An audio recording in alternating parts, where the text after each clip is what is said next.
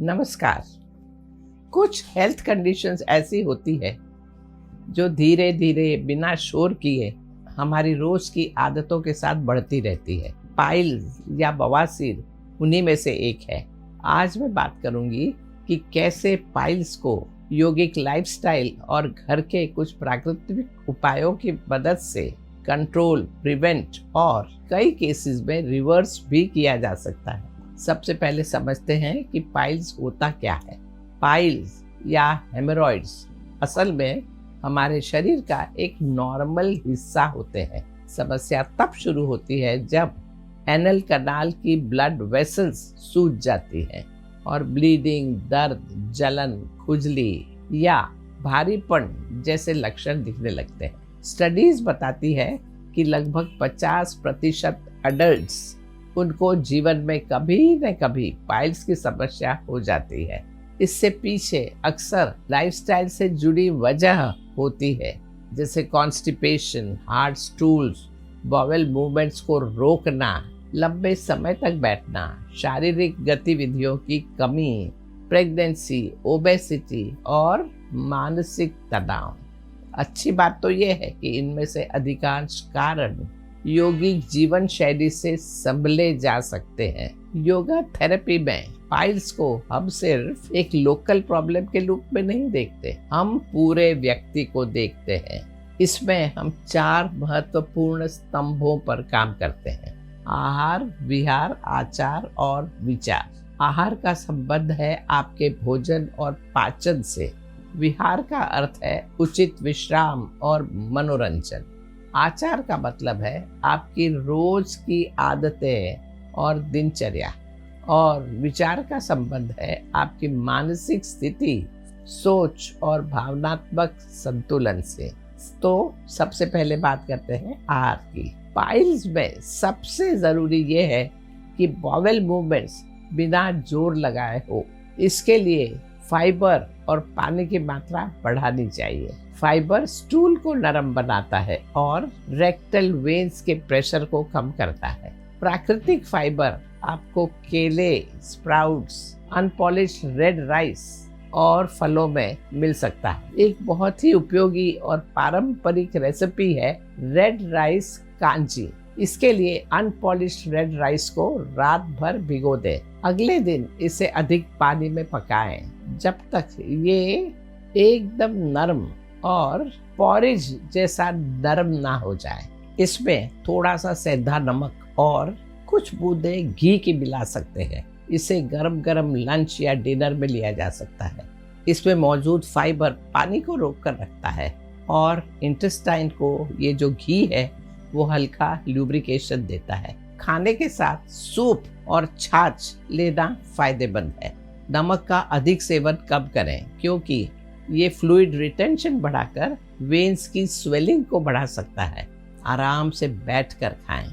जल्दी खाना या जरूरत से ज्यादा खाना पाचन को प्रभावित करता है। टी, कॉफी, अल्कोहल, बहुत भारी भोजन, नॉन वेजिटेरियन फूड, बहुत ही तीखे तमतमते मसाले और प्रोसेस्ड फूड से बचना चाहिए। मील्स के बीच में नींबू पानी लेना पाचन के लिए अति लाभदायक है। रात को थोड़ी सी कैस्टर ऑयल की मात्रा लेने से बॉवेल मूवमेंट्स आसान हो सकते हैं। केमिकल लैक्सेटिव का अत्यधिक उपयोग ना करें क्योंकि ये एनल रीजन में इरिटेशन पैदा कर सकते हैं। अब बात करते हैं विहार की। शारीरिक रूप से एक्टिव रहना बहुत जरूरी है क्योंकि लंबे समय तक बैठने से पेल्विक वेन्स में ब्लड जमा होने लगता है।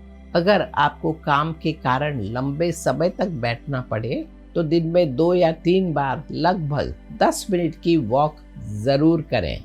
वॉकिंग, जॉगिंग, स्विमिंग या अन्य शारीरिक गतिविधियां सर्कुलेशन को बेटर बनाती हैं। दिन में 1 या 2 बार सिंपल रिलैक्सेशन प्रैक्टिसेस करने से गट ब्रेन कनेक्शन को शांति मिलती है, जो बॉवेल हेल्थ में महत्वपूर्ण भूमिका निभाता है। अब आते हैं आचार पर। सबसे पहले जब भी बॉवेल मूवमेंट की इच्छा हो उसे रोकना नहीं चाहिए। बार बार ये इच्छा दबाने से स्टूल्स और सूखे हो जाते हैं और शरीर का स्ट्रेन बढ़ता है। टॉयलेट सीट पर अनावश्यक रूप से लंबे समय तक ना बैठे। एक बहुत ही प्रभावी टिप है कि बॉवेल मूवमेंट्स के दौरान स्क्वाटिंग पोस्चर का प्रयोग करें। अगर वेस्टर्न टॉयलेट हो तो पैरों के नीचे एक छोटा स्टूल रख सकते हैं। इससे रेक्टो एनल एंगल प्राकृतिक रूप से अलाइन होता है और बॉवेल मूवमेंट आसान हो जाता है। रोजाना ठंडे पानी से स्नान करें और एनल रीजन पर लगभग 10 मिनट तक कोल्ड कंप्रेस लगाएं। इससे सूजी हुई वेन्स सिकुड़ जाती है और दर्द और खुजली में राहत मिलती है। एनल रीजन पर नारियल का तेल लगाने से जलन कम होती है और टिश्यूज को हीलिंग मिलती है। ड्राई टॉयलेट पेपर के अधिक उपयोग से बचना चाहिए क्योंकि ये सेंसिटिव टिश्यूज को नुकसान पहुंचा सकते हैं।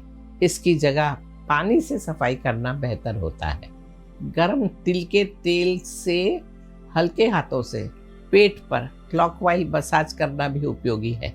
इससे आंतों की गति सुधर सकती है और शरीर में वेस्ट जमा नहीं होता। योग अभ्यास जैसे विपरीत करनी और सर्वांगासन वीनस ड्रेनेज में मदद करते हैं और कंजेशन कम कर सकते हैं। हस्तपादासन जैसे फॉरवर्ड बेंड पाचन को बेहतर बनाते हैं। अश्विनी मुद्रा एनल रीजन की मसल्स को मजबूत बनाती है और पाइल्स के एनलार्जमेंट को रोकने में सहायक हो सकती है। लेकिन अगर तीव्र दर्द हो तो इसे नहीं करना चाहिए। हैवी वेट लिफ्टिंग और अधिक स्ट्रेन वाले काम, इनसे बचना चाहिए क्योंकि ये एब्डोमिनल प्रेशर बढ़ाते हैं। अब बात करते हैं विचार की। लंबे समय तक रहने वाला तनाव सीधे पाचन तंत्र को प्रभावित करता है। आयुर्वेद के अनुसार असंतुलित मानसिक स्थिति अग्नि या डाइजेस्टिव फायर को कमजोर करती है। लगातार चिंता करने की जगह अपनी ऊर्जा को किसी रचनात्मक काम में लगाइए, जैसे अलमारी साफ करना, फर्नीचरों की सफाई करना या घर के अन्य छोटे छोटे काम। खाना पूरी सजगता और ध्यान के साथ खाएं, ये पाचन में मदद करता है।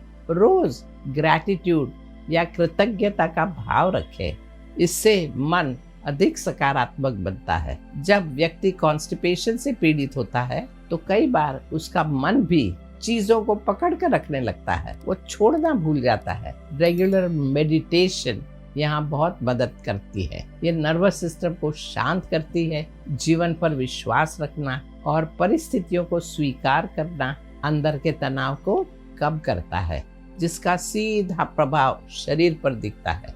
याद रखिए, प्राकृतिक उपाय सबसे अच्छा काम तब करते हैं जब उन्हें समय पर शुरू किया जाए। जब हम अपने शरीर से लड़ना बंद कर देते हैं और उसका साथ देना शुरू कर देते हैं, तब हीलिंग अपने आप शुरू हो जाती है। पाइल्स हमारे शरीर का एक संदेश है। अपने भोजन को सरल बनाइए, प्राकृतिक इच्छाओं को सुनिए, शरीर को चलाइए और मन को शांत रखिए। शुभमस्तु। नमस्कार।